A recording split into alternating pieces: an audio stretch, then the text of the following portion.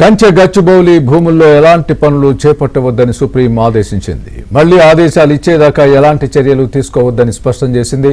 High court registrar మధ్యంతర నివేదికను justice Gavai ధర్మాసనం పరిశీలించింది. కంచె గచ్చిబౌలి భూముల్లో ఎలాంటి కార్యక్రమాలు చేపట్టినా సీఎస్కు జైలు శిక్ష తప్పదని సుప్రీంకోర్టు హెచ్చరించింది.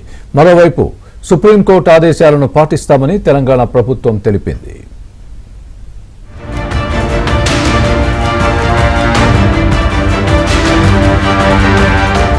కంచె గచ్చిబౌలి భూముల వివాదంపై సుప్రీంకోర్టు విచారణ చేపట్టింది. ఈ సందర్భంగా తెలంగాణ ప్రభుత్వంపై జస్టిస్ గవాయ్ ధర్మాసనం సీరియస్ అయింది. 3 రోజుల వ్యవధిలో 100 ఎకరాల్లో చెట్లు కొట్టేయడం మామూలు విషయం కాదని ధర్మాసనం అభిప్రాయపడింది. ఒకవేళ అది అటవీ ప్రాంతం కాకపోయినా చెట్లు కొట్టేసే ముందు సీఈసీ అనుమతి తీసుకున్నారా అని ధర్మాసనం ప్రశ్నించింది. 100ల కొద్ది యంత్రాలు మోహరించాల్సిన అవసరం ఏంటని ప్రభుత్వాన్ని సుప్రీంకోర్టు ప్రశ్నించింది. సుమోటోగా కేసు స్వీకరించిన ధర్మాసనం కంచె గచ్చిబౌలి భూముల్లో ఎలాంటి పనులు చేపట్టొద్దంటూ స్టే విధించింది.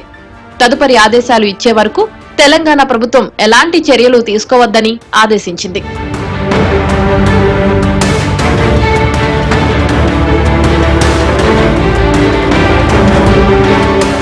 విచారణ సందర్భంగా తెలంగాణ హైకోర్టు రిజిస్ట్రార్ పంపిన మధ్యంతర నివేదికను ఉన్నత న్యాయస్థానం పరిశీలించింది. అలాగే మీడియా, పత్రికల్లో వచ్చిన కథనాలను సైతం జస్టిస్ గవాయ్ ధర్మాసనం ముందు అమికస్ క్యూరీ పరమేశ్వర్ ఉంచగా వాటిని పరిశీలించింది. కాగా ఈ కేసులో తెలంగాణ ప్రభుత్వ ప్రధాన కార్యదర్శి శాంతకుమారిని సుప్రీంకోర్టు ప్రతివాదిగా చేర్చింది. ఇంత అత్యవసరంగా భూముల్లో చెట్లు తొలగించి పనులు చేపట్టాల్సిన అవసరం ఎందుకు వచ్చిందని ప్రశ్నించింది. దీనిపై ప్రభుత్వ ప్రధాన కార్యదర్శి అఫిడవిట్ దాఖలు చేయాలని ఆదేశించింది. తెలంగాణ ప్రభుత్వం గత నెల 15న నియమించిన అధికారులు సైతం సమాధానం చెప్పాలని, అలాగే కంచె గచ్చిబౌలి భూముల్లో నెమళ్లు, జింకలు, పక్షులు ఉన్నాయని, సుప్రీంకోర్టు నిబంధనలను అతిక్రమించి ముందుకు వెళ్తే తెలంగాణ ప్రభుత్వ ప్రధాన కార్యదర్శి జైలుకు వెళ్లాల్సి ఉంటుందని ధర్మాసనం హెచ్చరించింది. తదుపరి విచారణను ఈ నెల 16కి వాయిదా వేసింది. ఇక supreme court తీర్పుపై BJP MP Raghunandan Rao స్పందించారు. కంచె గచ్చిబౌలి భూముల విషయంలో విద్యార్థులకు బీజేపీ అండగా ఉంటుందని తెలిపారు. ప్రభుత్వ తీరుపై హెచ్సీయూ విద్యార్థుల పోరాట ఫలితంగానే కోర్టు తీర్పు వచ్చిందన్నారు. సుప్రీంకోర్టు తీర్పు ప్రభుత్వానికి చెంపదెబ్బ వంటిదని రఘునందన్ రావు అన్నారు. ఇదంతా విద్యార్థులు చేసినటువంటి సంఘటిత పోరుకు వచ్చినటువంటి ఫలితంగా భావిస్తా ఉన్నాం.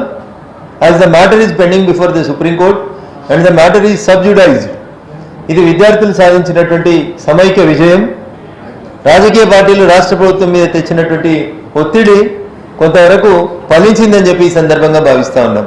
రోడ్డు మీద, ఫుట్పాత్ మీద ఒక చెట్టును తొలగించాలన్నా దానికి అనుమతి తీసుకోవాలనేటువంటి నిబంధనలు ఉన్నటువంటి రాష్ట్రంలో ఎలాంటి అనుమతులు లేకుండా 100 ఎకరాల్లో భూముల్ని చదం చేయడం, వేలాది చెట్లను కొట్టివేయడం పట్ల సుప్రీంకోర్టు చాలా స్పష్టంగా తన ఆగ్రహాన్ని వెలిబుచ్చింది.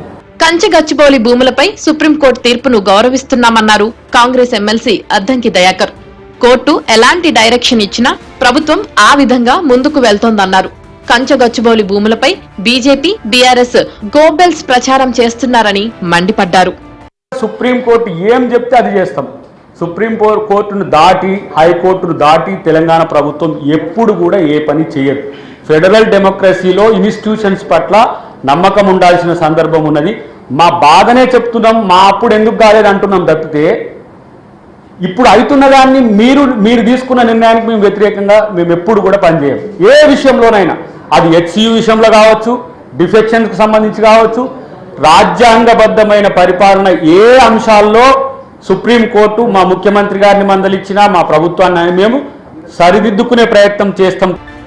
అయితే సుప్రీంకోర్టు తీర్పుపై హెచ్సీయూ విద్యార్థులు హర్షం వ్యక్తం చేస్తున్నారు.